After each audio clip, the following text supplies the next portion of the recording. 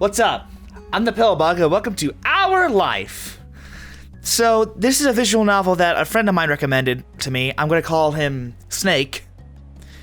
And, apparently, it's really good. I don't know much about this game, but I did go through the tutorial. Yes, a tutorial for a visual novel. Shut up. There was a lot. Editors show me going through the tutorial and being exasperated how much dialogue there was. The script referring to, oh my god, this is a lot of shit. What the this is a visual novel. How is there this much tutorial? We hope you have a nice time with Our Life. Thanks for playing. Holy fucking shit, that was a lot. That's how you know how much is in this game. So, I don't know what I'm gonna get myself into, but it looks pretty cool, and I think I'm gonna enjoy this. I was contemplating if I should just leave this for me time, or if I should, like, actually record this. I just went through this! Skip! I just read this! Shut up! I just read this! Oh. There we go. There we go. One character creation later. Alright. I'm a little nervous to get into this, but let's go. Summer in Sunset Bird was a special time of year. Your usually sleeping town began to bustle. It was a popular tourist destination with people coming from all over to enjoy the beach, the weather, and the relaxation that came with both. The smell of the ocean, crisp and salty, hung in the air, bringing 3 whole months of school less vacation with it. I get... Can't read. I'm allergic to my own bullshit. During the summer, your moms didn't like you to wander too far from your neighborhood, so you knew the area pretty well. That included the people. Families came and went from the Sunset Bird, but they mostly stayed and did what your mom called putting down roots. They built businesses, they got to know each other, and they definitely said hello to the nice young kids who waved when passing their stores. Definitely. God, freaking... Going for a walk around in town mostly meant that the familiar, friendly residents waved or asked how your family was, or often just said hello. You didn't really get why. They always had to say hi. They saw you every day, but you nodded back at them anyways. You ended up saying hi to a lot of different people, since most of the tourists that came and went every summer were the same ones. You were too anxious to say hi back to most of the residents that greeted you, but they all knew you well enough to expect that. I think I would have went with this one. You enjoyed learning all about where you were visiting from, and hoped to visit those places one day too. But today there was a man sitting on the curb outside your house. He was sitting with his head in his hand, his whole body slumped over, and you wondered if he was a real person, or a statue that had magically sprung from the ground overnight. Whoever or whatever he was, you had never seen him before. One thing about knowing everyone in Sunset Bird was that people who you didn't recognize really stood out. It was rare for tourists to venture into the residential district, as your mom calls it. So for you, not knowing who a total stranger was set off a lot of red flags. Your mom's had a talk with you and your big sister Lizzie about this kind of situation before. You hadn't exactly been listening at the time. You think it could be okay to talk to new people. They mentioned that some people aren't good to talk to, but other types of people can help you even if you don't know them. You remember that it's okay to run away if you feel uncomfortable. You don't have to worry about being polite then. Okay, which one is it?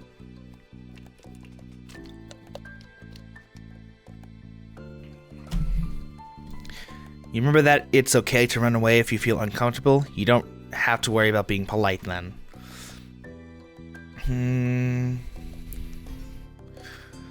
Other choice. Okay, I'm gonna go with this one. You weren't sure about this man yet. You still felt a bit scared knowing that he was blocking the way to your front door, but you were pretty interested. You wanted to know more about what was going on. Whether he was nice or not, you didn't want to be bothered. I forget what I would have done at this age when I was a kid. There's a bunch of stuff I forgot to mention. This game is divided into 3 steps, which is like childhood, adolescence, and teenage years. And we're playing the first step. But I don't know what I would have done in this situation as a kid. I lived in the fuck all nowhere in a trailer house next to my grandparents, so to see a stranger in that situation probably would have made me very concerned and stay to my grandparents' house. And probably call the police.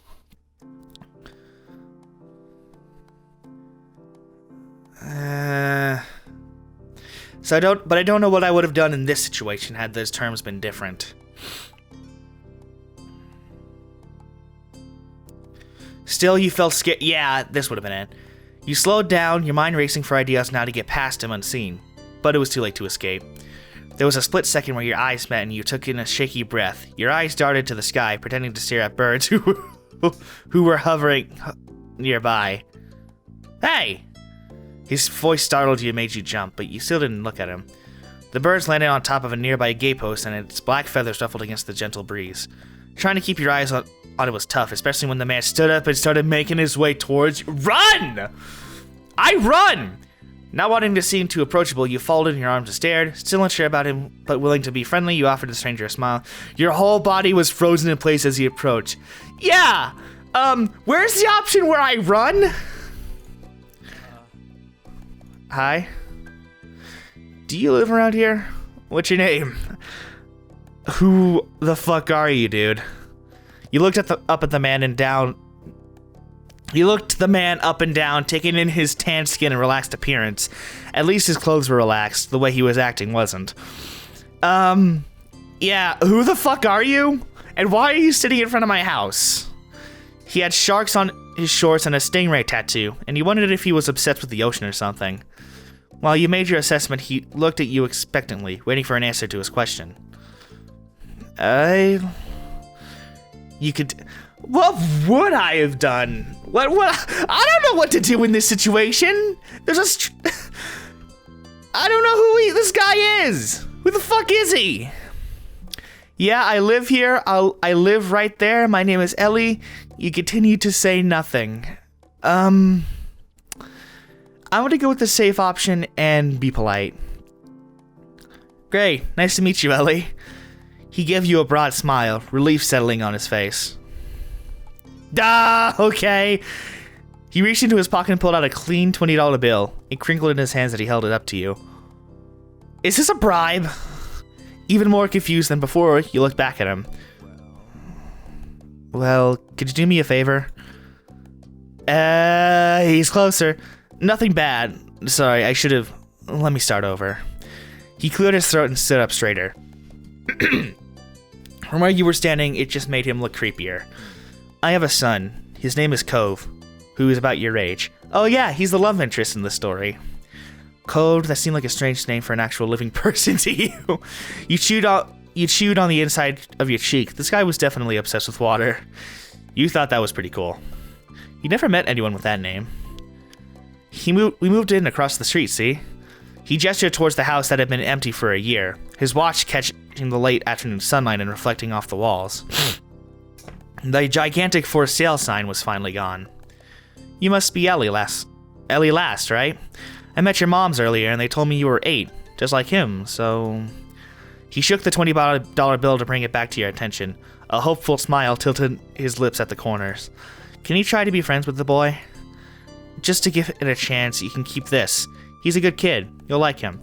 You don't have to bribe me to talk to your son, dude. That's just kind of messed up. But you've got to keep it a secret too, okay? It wouldn't be friendly to say his dad sent you. What?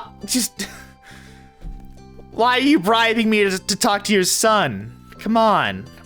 You eyed the man. You kind of felt sorry for Cove. Did other kids really get their parents to pay for refreshments? I don't know.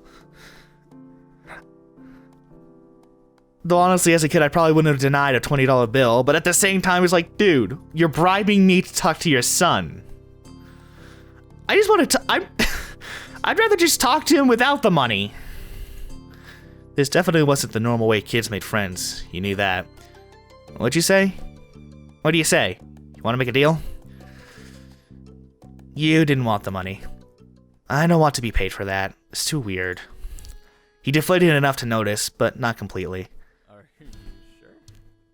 Are you sure? It won't be so bad. Even if it's just for the summer, that'd be enough. And that only made it sound more strange to you. Why does it lasting for the summer matter? When it was clearly his initial strategy wasn't going to fly, he tucked the bill into a back pocket and changed the request. I get it. You don't have to. Would you be comfortable with he and I... Oh, okay. I can't read! Would you be comfortable with he and I coming for a normal visit? No money involved. Yeah, I want to meet him. Okay, you can do that, I guess. You'd have to ask my moms.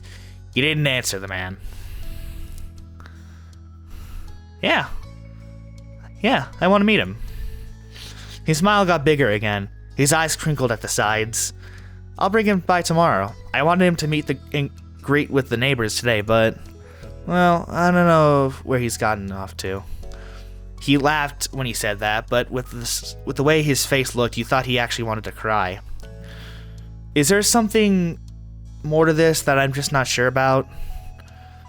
Is there a bigger reason as to why you wanted to bribe me to talk to him? I'm a little scared. If you see him, can you tell him to come home? He's got a pink cast and glasses. You can't miss him. Sure thing. This definitely wasn't the normal way kids made friends. You knew that, but you were still going to help. The man smiled and reached out to pat on your head, paused before doing so, then pulled his hand away instead. Your moms are already checking around for me. Such a thoughtful group you are. Why did it take me this long to realize that my character has two moms? I think it even said that in the previous choice. You'd have to ask my moms. I'm so dumb! Fuck, I'm an idiot. Now I better go look too. Can't put everyone else to work while I keep sitting here. I thought he might come back, and that's not what's important. I have to go. Thanks again, Ellie. So much. He jogged off down the street without another word. You decided to check the hills behind your house. Okay, then. Step 1, first sight. Yeah, like I said, steps. The chirping of crickets in the tall grass greeted you, quiet and familiar. From the top of the hill, you could see the ocean. As you walked, you listened to the crash of the waves on the shore, and the seagulls squawking as they settled down for the night. You always loved the ocean. It was so much fun. A lot of my friends would say otherwise, since they keep... You love to hear stories about the sea, about the merfolk and sea serpents. You imagined living far beneath the waves. You didn't enjoy the beach all that much, especially the sand, which got absolutely everywhere. It's coarse, it's rough, it's irritating, and it gets everywhere. Personally, I have a bit of a love-hate relationship with the ocean. I love the beauty, I love the nature, I love the unknown factor to it, but at the same time, there's a lot of terrifying shit in there. And a lot of it could kill you. But at the same time, it's so fascinating and pretty. It's so fucking pretty. Sometimes Lizzie he would join you, the two of you splashing each other in the waves. Shit. Those were the best days. You took a deep breath. You wanted to try to relax and couldn't.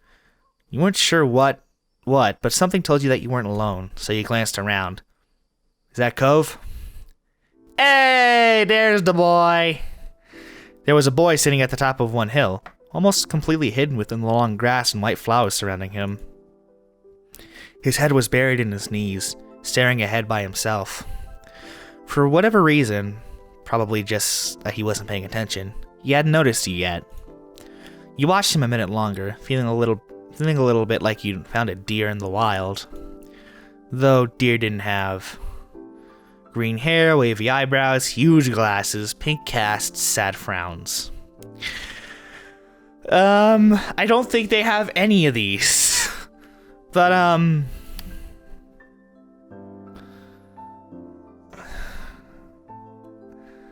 don't know which one to pick. In the tutorial, it mentioned how the color of the text thing just in these the color of the decision you make like has different types of dialogue, and I don't I don't know which one to pick in this case. I know it probably isn't important to the story at all, but, I mean, I don't know what I would say in this situation. Sad frowns, probably. But this new boy did. You wondered what could have upset him. After a few more seconds, he took a step forward, then another. And then he glanced your way. His aquamarine eyes reflected the light on the moon. You stopped, raising a hand to acknowledge him and showed you weren't scary. Hey, Space Cadet! No, I just want to say hi. With a start, he jumped to his feet, his hands balling into fists at his sides. He didn't say anything, just stared at you in a strange way. He'd been crying. There were traces of tears on his cheeks and his knees, soaked the hem of his shorts, and his eyes were still shining in a few more. You obviously caught him off guard. His pink cast seemed to glow in the twilight, though when he caught you staring at it, he hid his arm behind his back. Something the man earlier said stuck out to you. Cove? His eyes wide, he studied you. How did you know that? I'm on lucky guess. I met your dad. So, is this your hill? He gestured with his uninjured arm into the patch of grass surrounding you, his face falling at the prospect. I can leave if it is. Yep, you can't own a hill, you shook your head. Yeah, I'll shake my head. While doing so, you also picked at a strand of lint in your leg. What a weird question to ask someone. Oh. He sat back down with a thump, resting his chin on his knee again. Curious about the strange new boy with the odd dad, you sat on the patch of grass next to him. The pure white flowers that covered the hill rocked back and forth gently as the stars twinkled above. The way they dotted the sky made them seem like flowers, too. The night wind was cool as it traveled over the ocean and up the hill, chasing away the heat from the afternoon sun. Why are you here? Why'd your family move? I feel I don't want to pry, so I'll go with this one. A quiet hiccup escaped Cove as soon as you asked the question. Shit! Almost like they never stopped, his tears started up again with a vengeance. My parents, they don't want to live together with me anymore. The tears fell fast and heavy over his flushed cheeks, digging in his dark lashes. Oh no. My mom made my dad leave and he took me with him, and now we have a house here and I want to go home. The outburst took you off guard. By the time he was done wailing, Cove's chest was heaving with exhaustion. He sniffled and removed his glasses, wiping at his eyes with the back of his hand before he put them back on again. I hate this place. I want my real life back. I want my mom.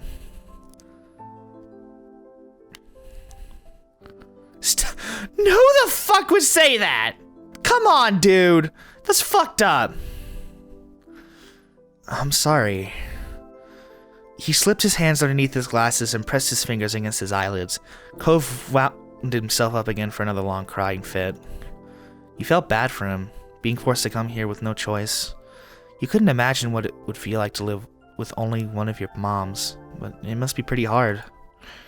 But from way off in the distance, you heard your parents. Ellie! Oh, shit. Kids, where did you go?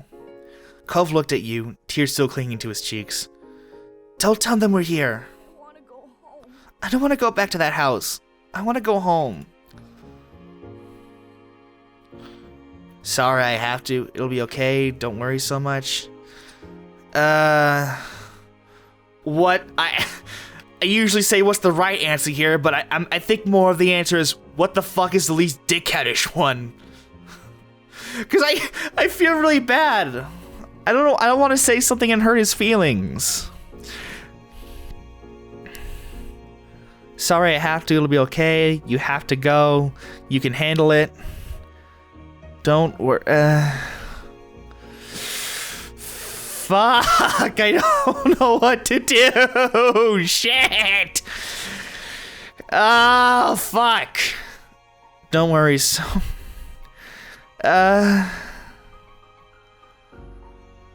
Don't worry so much. I don't know! Fuck! You have to go? It'll be okay. Shh.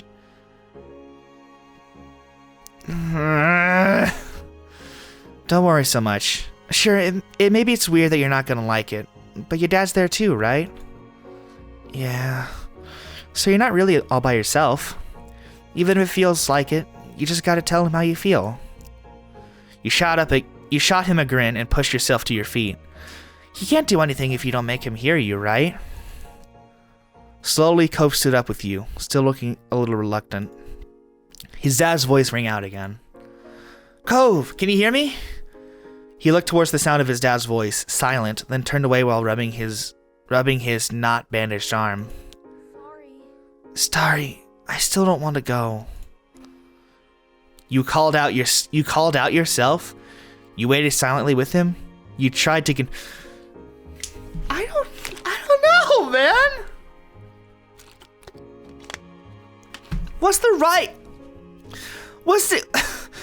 I don't know.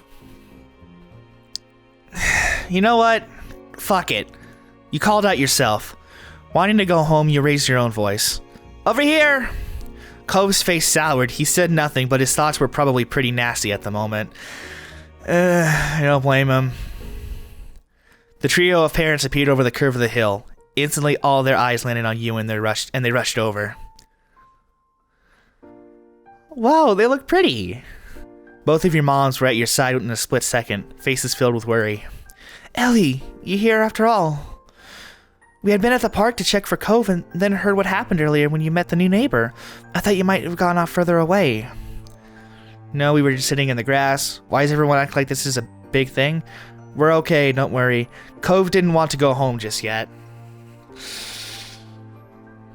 What do I say? What do I do? Fuck!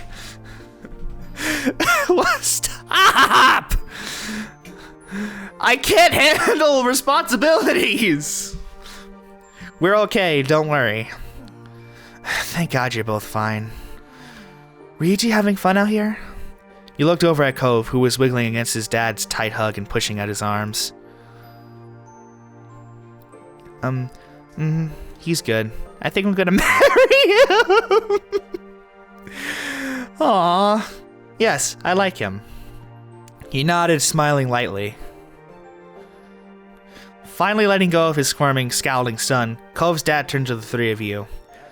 Thanks very much for finding him. I really don't know this neighborhood. Good thing Ellie knows the whole area so well. Absolutely. We should get going. We should fuck! We should be getting home now. It's been a long day for us all. Say goodbye, Cove. Bye. The two of them walked off in the darkness, heading towards the neighborhood. You watched Cove's bright pink cast until it disappeared. Excuse me. Tell you what, we'll have a proper playdate tomorrow, okay? God, my lips. Your new friend's dad wanted to bring him by to see you and Lizzie. How does that sound? It sounds like words. You nodded, ducking your head down. Sure. Can I show him my stuff? Of course. Aw. Then okay. Both of your moms laughed, the sounds overlapping into a warm, familiar chorus. Mommy put her arm around your shoulder and led you towards the path. Satisfied and more than a little ready to go to bed after your long, excited day, you followed them home. Choosing your feelings for Cove? This is how you feel towards Cove for this step. It can change in later steps. Okay. Direct, relaxed, nervous, crush, fond, indifferent. Oh, I don't really know which one's the right one.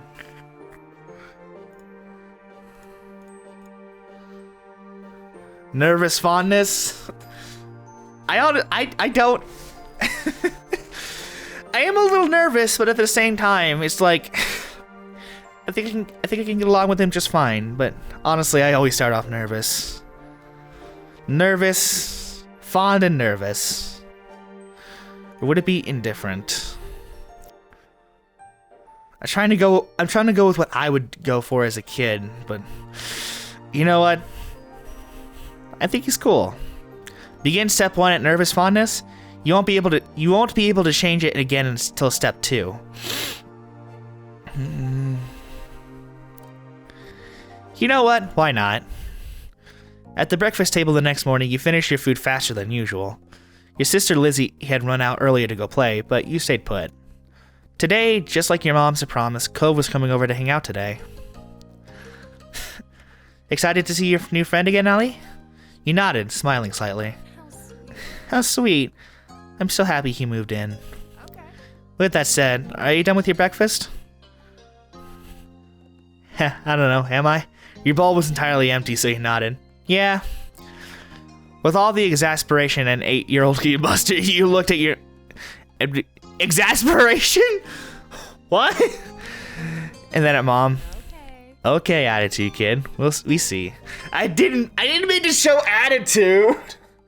Come on. I was just trying to say yeah. That I'm done. Good job. He should be here soon. Clean up began, and then on cue, there was a knock. It was hesitant, like the person wasn't sure they were in the right place. Still loud, though. We need to get a more obvious doorbell. I know. Ellie, could you get it? Sorry. Wiggling out of your chair without really pushing it back, you made your way to the door. Hey, it's them! Hey, last family. Thanks for saving us. Or having us. Fuck's sake. Mr. Holden, as your moms have called him, and his son were here. Cove looked different in the bright lighting of your living room, and when he wasn't crying. With his dad standing in front of him, Mom and Mommy behind you, and Cove looked at each other. Pleased to see your new friend again, you smiled at Cove. He smiled back with some hesitation. Do you want to see my room? Aw, he's cute. Take care.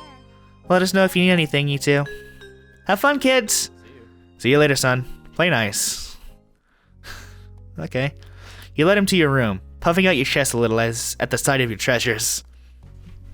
Well, I wouldn't call them treasures, but you know. Music's really pretty though.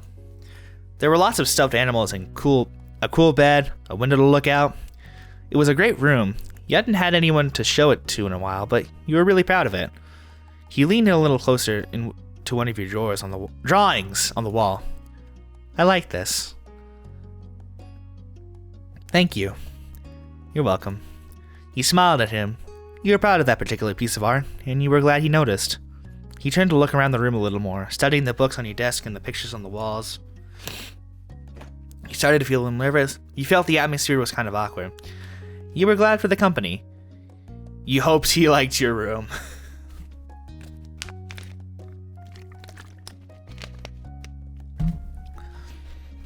You were glad for the company.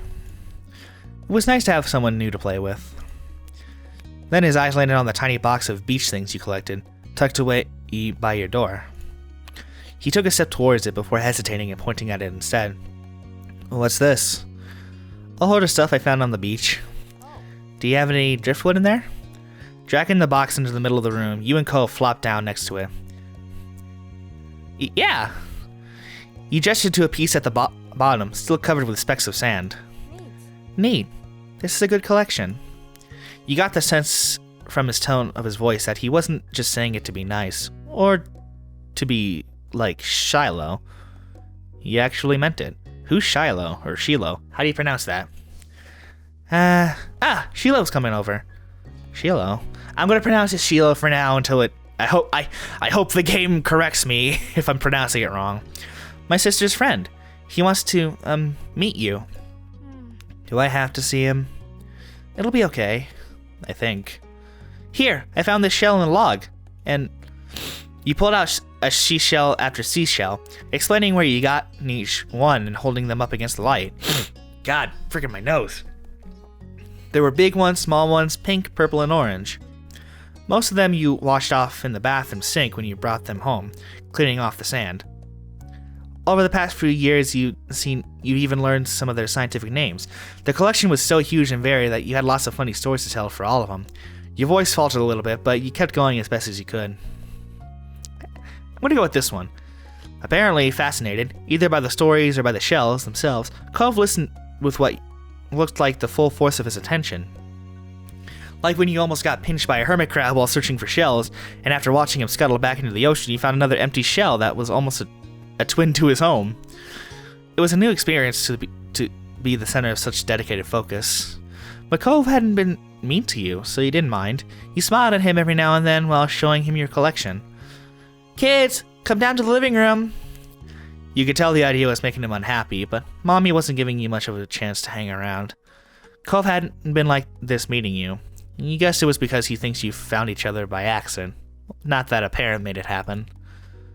Mr. Holden must be right that telling Cove his dad was part of that would be a bad idea. Why the fuck did I say it earlier?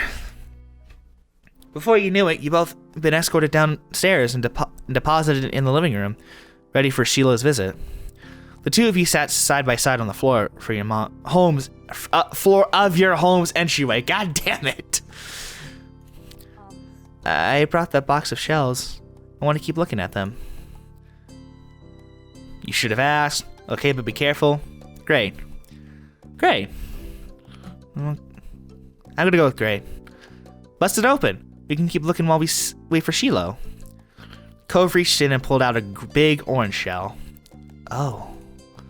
Like he hadn't spoke aloud yet, he turned to you and held it up, his eyes shining. I think this one is the best of them. I like a different one. I could show it to you. You can take it. Oh, what should I do? Oh, I don't know. I don't... Which one? Fuck. That's my favorite too. Cove smiled at you, and you both admired the shell together. It was a giant conch with shades of dark and light orange. If you held it to your ear, you could practically hear the ocean.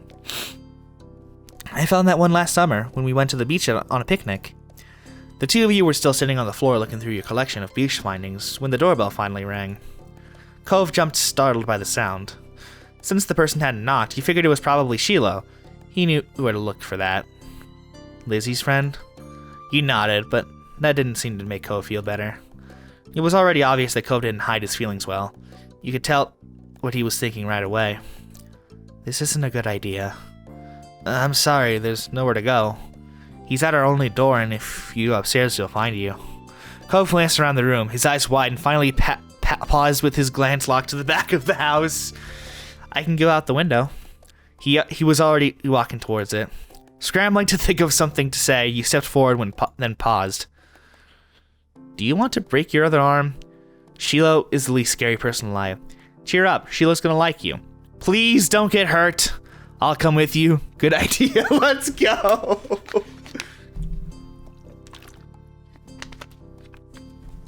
Oh. Okay, what do I do? I don't know what to do.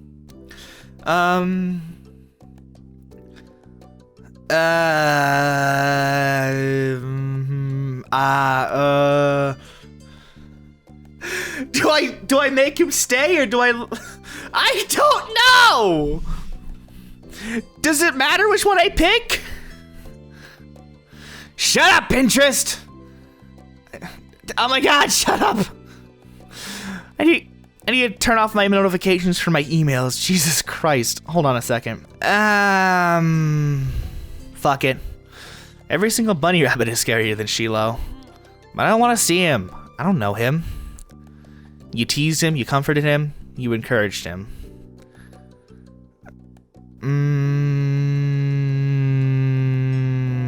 One of these two.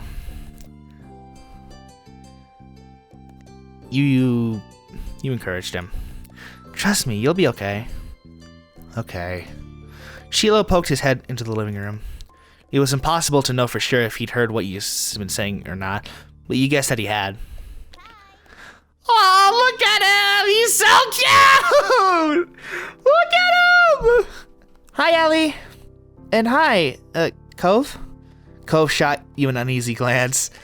Oh my god, they're so cute. Hi. I'm Shiloh. It's nice to meet you. Yeah. You have a lot of freckles. Right, I do. It looks so cute. What are you guys doing? We're looking at shells. Can I do it too? Oh my god! Awesome. Can I do it too? Cove shrugged and then looked back at your box full of beach findings. Well, what about that one? The plan for the afternoon, at least as far as you were concerned, was to sit down and look at the beach things some more. You weren't really in the mood to do much of anything else, especially if Cove was having fun. You held out a recent find to Cove, a scallop shell that was washed up on shore.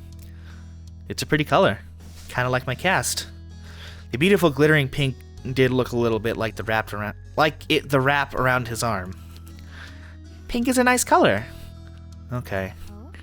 Is it your favorite? Not really. What is? Maybe green or blue? It might be yellow. That's a callback to the fucking, choices in the game, isn't it? I see what you're doing, developers. Oh, those are all cool. I guess. I like those colors too. There are better. Not sure how to deal with the suddenly more awkward silence. You look back at your shells. I don't know. I don't know which one to pick. I like those colors too. There are better colors. Shit, I don't know. Honestly, I just like colors in general. I used to be a stuck-up kid and go with green though, but screw it. I like those colors too. Aw. Both of them smiled. Like usual, it didn't take long for Shiloh to get fidgety. Lizzie was his favorite. Without her around, Shiloh didn't seem to know what to do with himself. And Cole wasn't like your sister. He wasn't that much like you either. Is Lizzie coming back? Dunno. Aw. Where'd she go? I think she's at the beach, probably. Is she playing at her park? Cove's eyes lit up at the mention of the park, and he looked towards you. There's a park? Yeah, but it's old. Can you show me? I want to go. He started getting up before he had even answered, and Shiloh jumped up beside him in excitement. Really? You do too, right, Ellie? The park is fun. The park's pretty great. Yeah, it's right at the beach, so there's lots of fun stuff to do, and lots of sand. It's a jungle gym and a bunch of swings. It has a jungle gym and a bunch of swings. Shit. That sounds like it could be cool. So, are you going to find Lizzie? I don't know. I never really wanted to see her. I just want to check the park out. Adrift without any direction, Shiloh finally turned to you. Okay. He perked up. Both boys wanted to go. It was only fair. After getting permission from your moms, the three of you were ready to head out. It was a short walk to the park. Lizzie had convinced your mom that it was so short, she could always be allowed to walk there by herself. When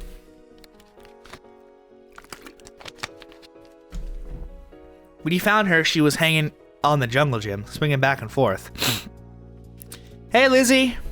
Her face lit up when she saw you, her big brown eyes going wide. Ellie! Shiloh! Hi! Aw. She dropped to the ground and landed with a soft thud in the sand. In split seconds, Shiloh had abandoned you two and scrambled over to stand by her. Aw. You were used to being left out when it was the three of you, but now Cove is here. You wondered if you would leave too. Who's that? Hi. It's Cove. He's new. I remember. Hi, Cove. Welcome to my park. Nobody ever comes to play here, so this is where we get together.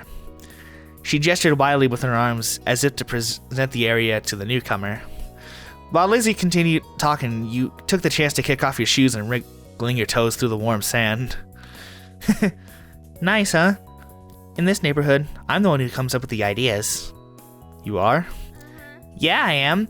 Who else could handle the job? Lizzie is the oldest. By a lot. My mom said you're Ellie's age. Yeah. Thought so. I'm still the only one in this group with double digits. What about other kids? Other kids?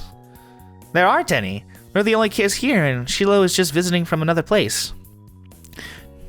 but not even tourists really bring their kids here.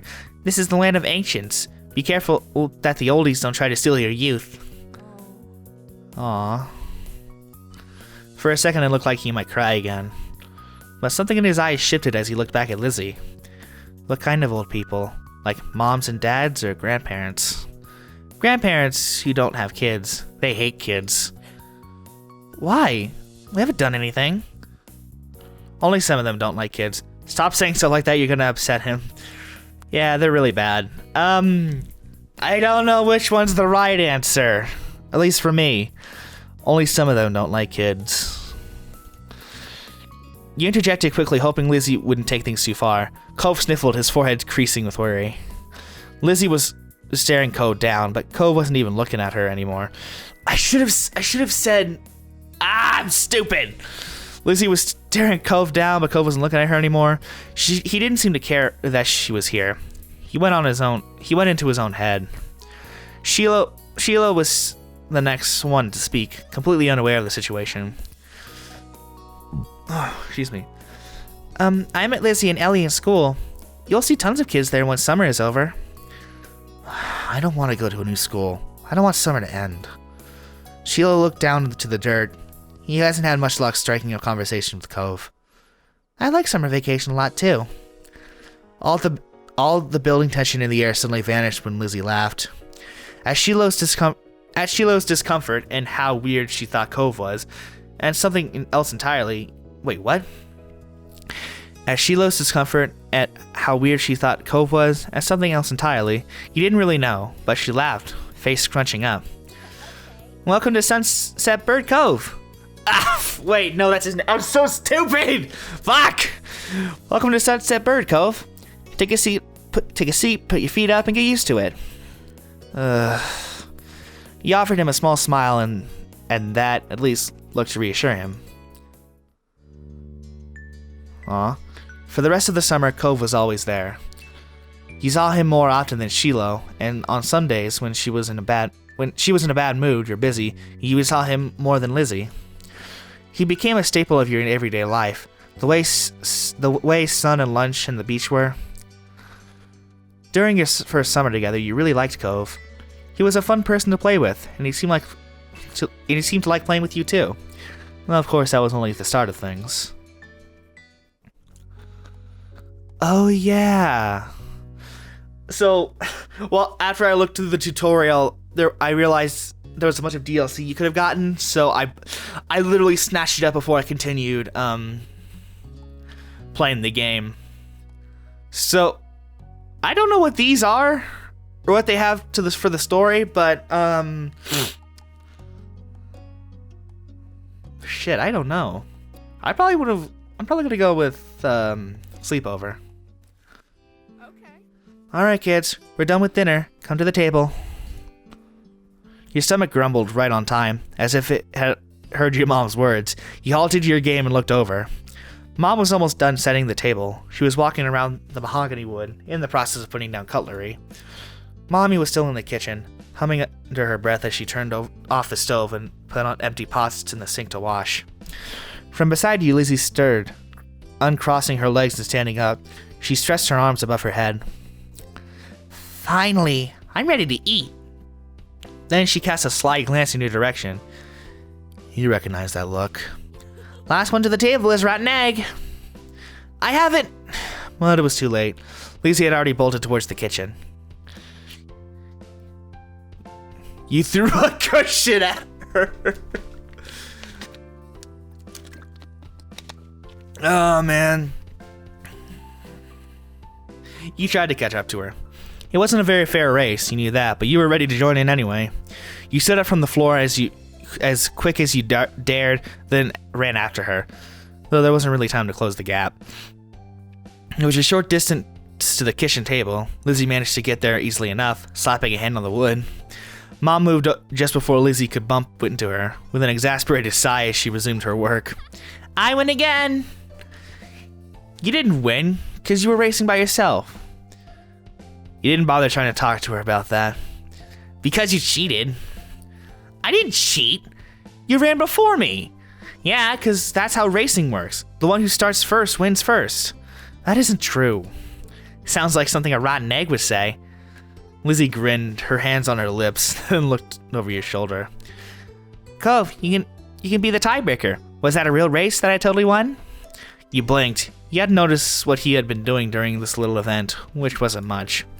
You spotted Cove still on the floor. His legs were crossed beneath him, the arm with the cast resting on his lap. He looked at the two of you with a slight frown. It felt sort of strange to see him still here so late. Tonight, Cove had come over to your house for a sleepover. Your mom's and his dad had planned it a few days ago.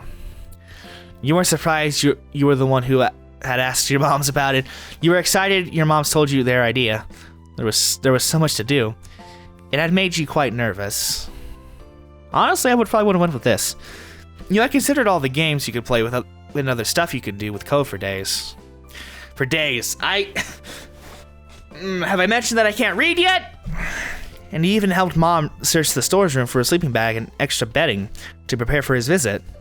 Cove pursed his lips at Lizzie's question, but he didn't respond. Maybe he was planning on ignoring her. Not that Lizzie would make it easy. Well, did I win or what? Don't be so pushy, dude. No. Thank you. What? I don't think you won. How come? It's not my fault Ellie's slow. Cheating's cheating, and cheaters never win. Always pick her side. I mean, to be fair. Cove snuck a shy peek at you before answering her. I pick her and she picks me. You're a couple of rotten eggs then. That's enough. Nobody here is a loser or a rotten egg. You're each farm fresh. Which is a sentence I never thought I'd say. Now, listen to Mom and come sit at the table for dinner, all three of you. You and Lizzie obeyed, sitting across from each other at the edge of the table. Lizzie blew a raspberry at you, then Mom turned her back. Your parents brought the last of the food, then you took seats further down the table instead of sitting right next to you and Lizzie. Only Cove was left out.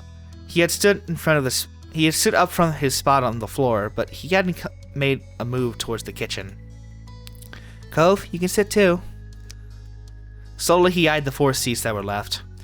Thanks to the new seating arrangement your parents chose, one free chair was beside you, another next to Lizzie, and the last 2 were on the other side of where your moms were sitting. Oh, I don't know. I said this. I'm sorry if it's getting annoying that I keep saying I don't know, but in this situation, I really don't know what I would do. Like, oh man. I probably would have said this. Cove's gaze met your blue eyes. He smiled. Briefly, he grinned back. He walked over, pulled out a chair next to yours, and sat down. You were glad he wanted to sit with you. You just needed to know it was okay. Now that everyone was situated, Mommy began passing out the plates. Okay. Dig in, kids. I cooked a little bit of everything for dinner tonight. Be sure not to avoid all the veggies. Yes, Mom. Each person at the table served themselves, except for one. Cove hesitated again. He fidgeted with his hands clamped on the top of his knees. He didn't seem very comfortable doing stuff in someone else's house. One dish seemed to have his eye, at least. That's pineapple chicken. Want to try some? Not really. Sorry. By then, your moms had noted that Cove still had nothing on his plate as well. Do you not like any of the food, honey? Maybe he hasn't tried Hawaiian food before. He hasn't? Wow. Please don't talk with your mouth full, Lizzie. Lizzie swallowed the bite she was eating, then she spoke again. He should try it now. She turned to Cove dramatically. Unless you want to shrink. That's what happens if you miss a meal. Elizabeth, that's not true. You know that. Cove squirmed under all the attention. He fidgeted at a fork between his fingers. I've had some things, just not any of this. Oh shoot, I knew I should have asked your dad what your favorite foods were. It's alright, Lonnie. Maybe he'll find a new favorite today. You weren't sure about that. Cove didn't look like he was going to try the food anytime soon. You let your moms handle this. I think you would like the pineapple chicken, it's yummy. Give me your plate. You should try something new. I'll give this one a shot. He ultimately trusted your judgment. As your suggestion, Cove carefully spooned rice and chicken onto the plate. You saw that he took more of the grilled pineapple than any of the vegetables. He nodded, pleased, and your mom let it slide. At first, Cove poked at the food. Clearly he was apprehensive to eat something new, but he took a few exploratory bites. It's good, huh? Isn't it? You don't have to keep asking. He still speared more meat with his fork and ate it, chewing thoughtfully. It's not bad. Mommy grinned at his words, satisfied even though it wasn't exactly glowing commendation. Lizzie wasn't all as mollified. You're so weird. You're a jerk. Don't be mean to your friend. We're not friends. Oh. Oh. Mommy floundered in the face of Cove's blunt honesty. You weren't surprised by Cove's declaration, but you did feel a little bad for Lizzie. She wasn't easy to get along with all the time, though Cove didn't make much of an effort either. Well, I mean, to be fair, she's a bit of a jerk. You hoped Cove thought of you as a friend. The two of you were friends, right? You wondered how he felt about you. That still made you nervous about your own relationships with him. At least the two of you were definitely friends. At least. You knew that without a doubt. The way he felt about Lizzie didn't change it. When you gave Cove a look, he returned a small smile, confirming your thoughts. Your mommy looked at Mom and only got a shrug. No. Elizabeth, don't call someone weird. There's no such thing as a weird person and a non-weird person. There's just different perspectives. It's a nice thing to say to someone. Sorry, it's not a nice thing. God, I'm stupid. It's not a nice thing to say to someone. Anyone. But Pam... Mommy tried to whisper exclusively to Mom. Her attempts to make it audible over the sounds of clanking silverware meant you caught the quiet words anyways. They're not friends, he said so. As parents, we can only try, and sometimes we fail. Not all kids will be thick as thieves. Now let's talk into more eating, kids. You need to clean up and start winding down for bed soon. But Mom! No buts. We've talked about this. Your bedtime will be moved back in a few years. For now, you don't get to stay up too late. Lizzie sulked, muttering under her breath about how it wasn't right. You laughed at Mom's phrasing. You groaned about it as well. You stayed quiet and finished your meal. I don't know. Yeah, you groaned about it as well. It seemed way too early to go to sleep. The sooner you sleep, the sooner a brand new day will be here. I think that's pretty exciting. You weren't sure you agreed. The rest of dinner passed, but uneventfully, Cove was silent for most of it, even when you nudged him and tried to get him to talk. All too soon, the table was cleared, the games in the living room were put away, and you were all steered up to your bedrooms. Mom finished tucking you in and kissed your brow, just as Mommy poked her head into the room.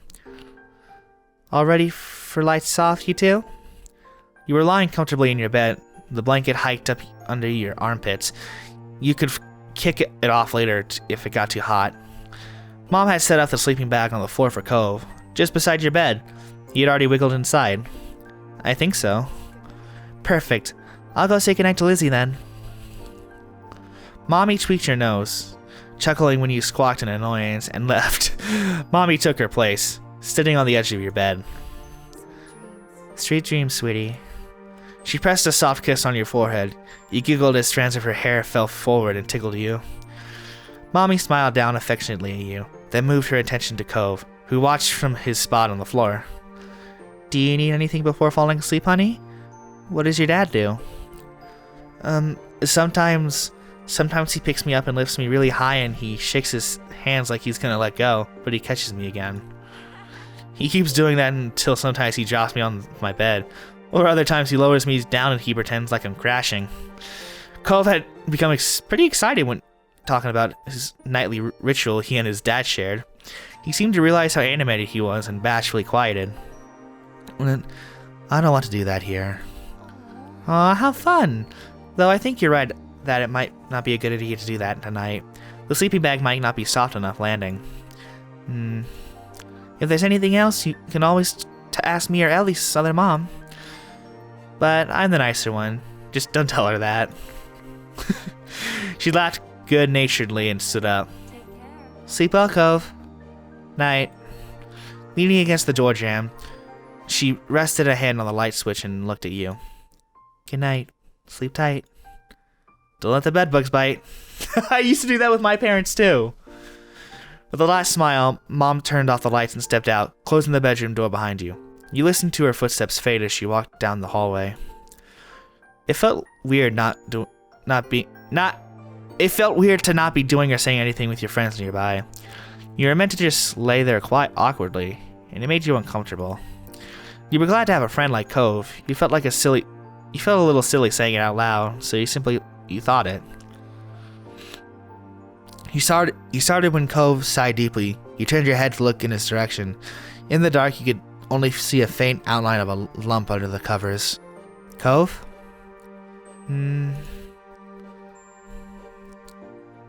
Could you be less loud? Why is that an option?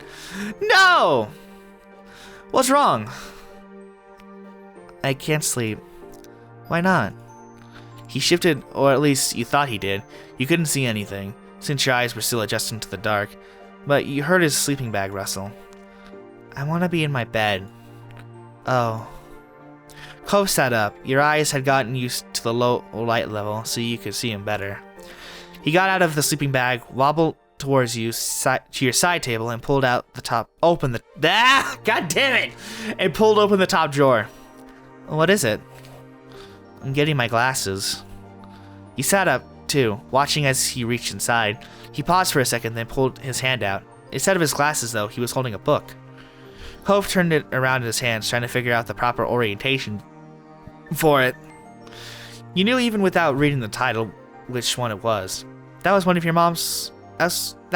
your mom's would read to you. It was special. I thought you were looking for your glasses. I was. Then I felt this. It looks cool. The compliment he afforded your special book had you grinning, your confusion forgotten. It is really cool. Oh yeah? What's it about? It's a story about a squire who wants to become a knight, and there's magic.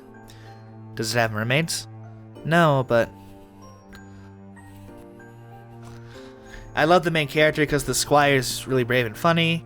It has cool pictures. Some of them even take up the whole page. Mommy reads it to me. She uses different voices for every character.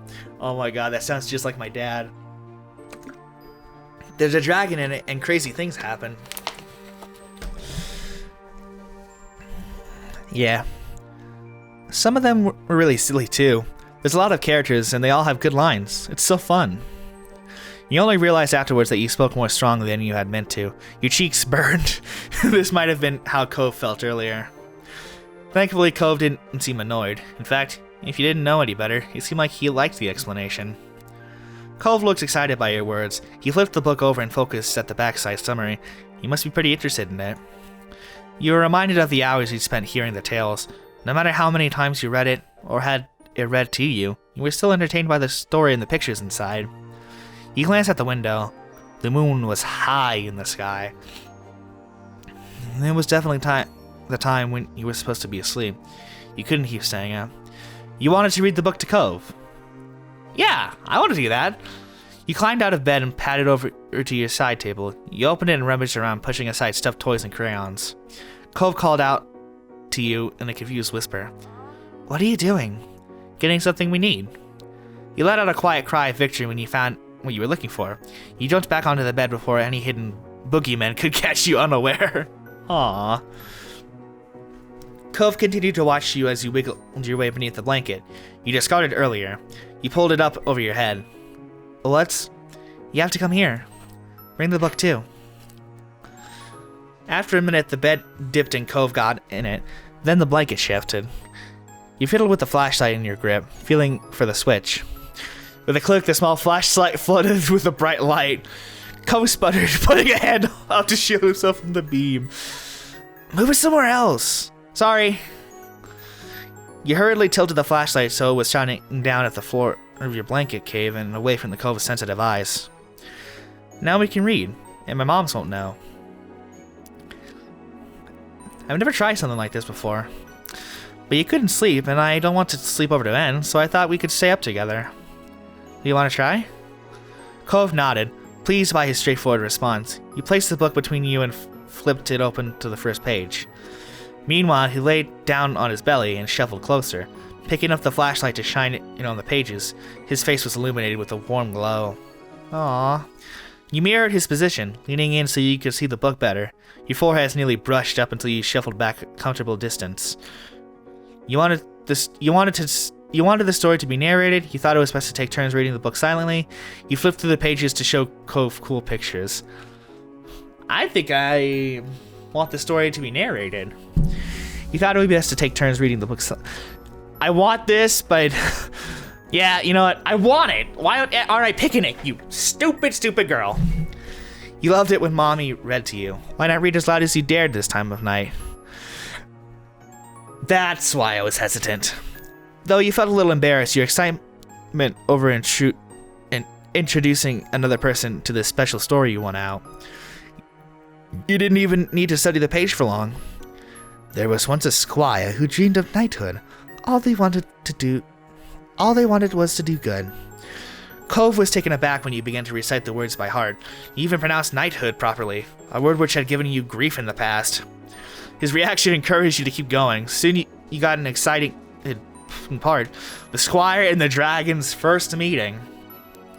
The squire walked up to the fearsome dragon, their borrowed sword in one hand and a torch in the other. Her red scales danced in the light like flickering flames. Could you say the dragon's lines?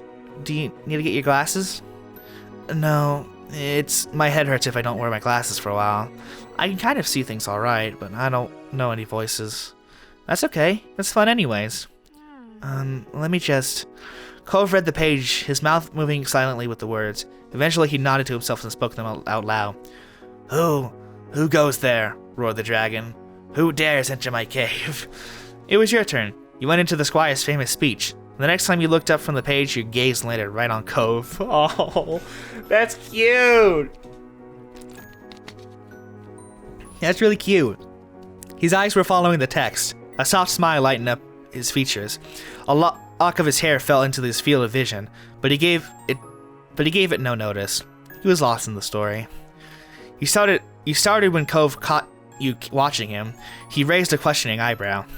What? Nothing. Cove shot you a strange glance, but he went back to the book. You did too, even as your eyelids started to droop. When your eyes opened again, your bedroom was pitch black and silent. Your head was smushed in your pillow, your pajamas were sticking to you, and your mouth was dry. Slowly, you raised yourself onto your elbows. You yawned, the back of your throat twinging as you did so. You rolled onto your side to sit up the bed, planning on getting Ron from the kitchen when you saw a dark shape towering above you. You froze when you remembered you weren't alone in your room tonight. Cove, that you? Yeah. Hi, dude. You shifted and felt something cylindric pressed against your thigh. You fumbled for a bit. The familiar weight of the flashlight pressed into your palm. You turned it on. Cove blinked at you, looking exhausted. He was in his normal clothes again, shoes and everything. His pajamas, pants were left on the floor, abandoned. His sleeping bag was in a similar state. What is it? Can't sleep. I keep waking up. Did you have a bad dream? He shook his head from side to side. No, just can't sleep. It's weird here. You frowned. You'd helped your moms redecorate it only for a few months back. I like my room. It's not that it's bad. I just always sleep in my bed, in my room. That made things a little clearer. It wasn't anything that you'd done. Cove couldn't sleep in a new place. You wondered how long it took for Cove's bedroom in his new place to not be weird for him. Probably a while. I'm gonna go. What? That shook off the last of your doziness. He was going to walk outside back to his own house? This time of night? All by himself? He noted your shocked expression, looked at you with resolve. My dad will let me in, and I've got outside late before, and I have to go. Well, if you have to, you don't have to. I'll come with you. I should tell my moms. I'll come with you. Why? Why? I can get there myself, and then you'd have to go all the way back here from my house. I want us to stay together more. I think I should come in. You gotta make sure that nothing happens to you. I want us to stay together more. Cove looked at you quietly, as if contemplating something before nodding his head. Okay. Aww. With that, Cove casually crouched down to collect his pajama pants. You were relieved that he didn't mind you coming. Are you getting the rest of your stuff too? Like your toothbrush? I don't know where my mom's put all of. No, just this. You could understand that. He didn't really need anything right now, and could always pick up his things tomorrow. Cove visited your house during the day all the time. You grabbed the flashlight and waited by the door. Soon Cove joined you. The two of you crept out into the hallway as silently as you could. You sidestepped the loose floorboard at the end of the hall, alerting Cove to it as well. Apart from that, you had no problems making it to the front door. Everybody was in their rooms, so the rest of the house was abandoned. It was brighter outside here. Some of your other neighbors had lights coming through their windows. Still, you felt better with your flashlight turned on. You pointed it in the direction you were walking. There was no sound apart from the chirping of the crickets and the crunch of some loose sand that got all the way up to the street from the beach. After a while, it was almost soothing. You thought back to your unlocked front door and hoped one of your moms didn't wake up. If they locked it or checked in on you or both, you'd be in a lot of trouble. Surprisingly, it was Cove who broke the deep silence. This was my first sleepover. Really? I've had sleepovers before. Sometimes I'll go to Grandma and Grandpa's house. Sheila slept over a few times too, and other stuff. Cove remained quiet. The silence stretched between you, but it didn't feel awkward right now. You didn't feel the need to break it immediately. How was it? Or is it? It's not bad. I liked reading your book. You did? I kind of thought you weren't having fun. You didn't really say anything when we were eating. I didn't know what to say. Oh. Now you were the one who didn't know what to say. So you said nothing. You just lit the path ahead. The two of you kept walking side by side, your shadows stretching across the concrete. It's almost no time at all you arrived. Cove's house loomed above you. The window's dark. Mr. Holden must be sleeping, just like everyone else in your own family. Are you sure your dad's gonna open the door? Yeah, he wakes up real easily. As if to demonstrate, he rang the doorbell. A couple minutes passed and you wondered if Cove was wrong. Then the front door unlocked and cracked open. Out came his dad. Oh my god, Mr. Holden! Mr. Holden wasn't wearing all of his clothes. His hair wasn't up in a ponytail like normal either. You felt a little bad to disturb him when he definitely had not been expecting anybody. His eyes had been narrowed into tired slits, yet they opened wide when he saw you and Cove. Kids? What in the world are you doing? Everything okay? I couldn't sleep. Cove said my room is weird. Mr. Holden blinked, his features still twisted in panic. Then he closed his eyes and let out a deep breath. Right. Well, that is a shame. Excuse me. What's done is done. Come on inside, son. We could talk about what happened in the morning. Okay. Cove yawned while accepting the terms without complaint. Thank you for dropping him off, Ellie. I think you'll have to be part of the conversation tomorrow, but we'll deal with what to do next time. Now, let me walk you back. It's not safe for you to be out this late by yourself. He moved to step past you, but you shook your head. I'll be fine, Mr. Holden. My house is right here, and I have a flashlight. Mr. Holden remained where he was, his brow furrowed and placed a hand on Cove's shoulder blade. Then I'll stand right here. Cove and I will be your lookouts. We'll close our door once you've made it back inside. You nodded your head at the compromise. Have a good night. Take care. Mr. Holden waved you off. As you turned your eyes, met Cove still standing beside his dad, his lips turned up at the corners. He spoke in an almost whisper. Bye, Ellie. Thanks for coming. Flashlight clutched in your hand, you jogged back over to your house. You did feel better knowing Cove and his dad were watching to make sure nothing happened. Once you got to your front door, you glanced over to see the two waiting. You waved. Faintly, you saw Cove wave back. You quietly closed the door behind you, smiling to yourself. Then you tiptoed into your room. The flashlight was returned to your drawer in its rightful place. Although Cove had to go back home in the end, you still considered the sleepover to be quite a success. You did hope that next time he'd be able to stay the whole night, whenever next time came along. The next morning, you were woke up to the sound of Mom's voice and a soft shake on your shoulder. Ellie, wake up. time to get up and at 'em. The sun was peeking through your curtains, and you rubbed at your eyes as they adjusted to the new light. Cove's already out of bed. You blinked at her for a moment, confused, until you caught the empty sleeping bag on the ground and remembered what had happened during the night. But I didn't see him out there. I wonder where he's gotten off to so early. You hesitated, giving Mom a look with your mouth hanging half open as your mind processed what to tell her. Ellie, is everything alright? Cove couldn't sleep. He said my room was weird. What? Where is Cove now? Did he sleep on the couch? Mom was still looking at you expectantly, but as you started to explain what happened, you were interrupted by Mommy calling from downstairs, saying Mr. Holden was at the door. You could tell by the way that Mom's forehead crinkled that she was even more concerned. When she turned to head downstairs, you pulled back the covers and jumped out of bed to follow her. Cliff, how are you? Mom joined Mommy at the door, while you hovered at the bottom of the stairs and peeked around the corner. You saw Cove's dad standing just outside, a sheepish smile on his face. He was alone, and you wondered if Cove was alright. I don't want to alarm you both, but Cove showed up back at home in the middle of the night, and he wasn't alone. He rubbed the back of his neck anxiously. He must have felt bad about sharing the news. Mr. Holden kind of reminded you of Cove in a way that moment. Your moms exchanged a matching pair of surprised looks, Mommy gasping and covering her mouth with a hand. Oh no.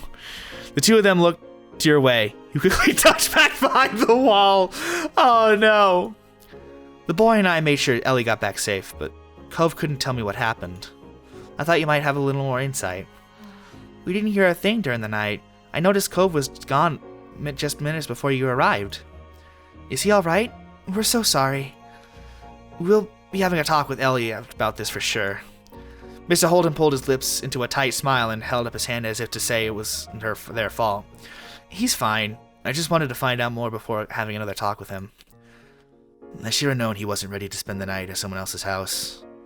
You felt bad for Mr. Holden. He looked sad. They discussed the event for a little bit longer, your parents promising to call him if they found out more, and then Mr. Holden finally said goodbye. You heard Mom calling your name. Immediately you panicked, wondering if you should find somewhere to hide. There was a growing sense of dread in your stomach that you were about to get into a lot of trouble.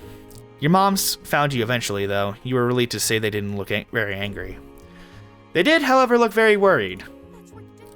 What were you thinking, Ellie? Why didn't you tell us something was wrong? Why did you leave the house? You toed to the ground in front of you, refusing to look at them. I'm sure you were just trying to help him, but you know it's dangerous to go outside at night without a parent, don't you? Nodding your head, you couldn't do much more than listen as your parents explained how dangerous it had been for you and Cove to wander to his house on your own. Personally, you didn't think it was that bad, since Cove only lived across the road, but you didn't tell your moms that.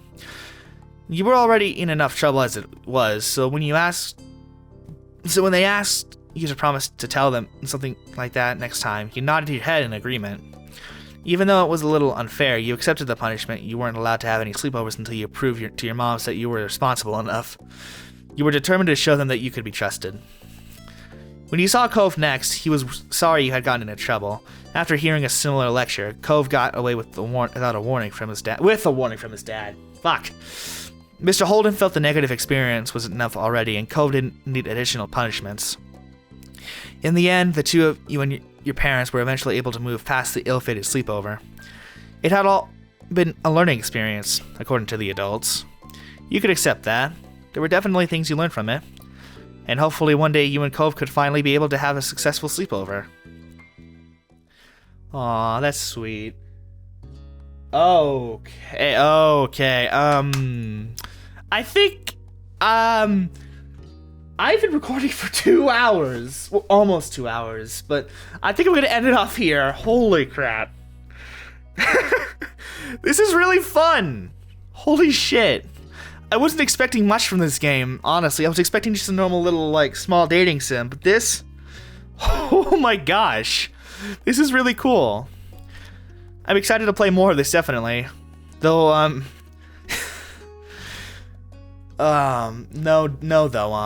was about to mention something. I hope I'm able to play more, is what I meant to say. Because usually when I decide to make a video, I have this wheel app on my phone, which helps me decide if I have more than one choice. Right now I have 3. This game, Honey Pop, and an indie game I found on itch.io, and I'm scared that one time I'm going to be in the mood to play it, and it might land on something else. You know what? Screw it. We'll get to that road when we get to it. But anyways, thank you guys.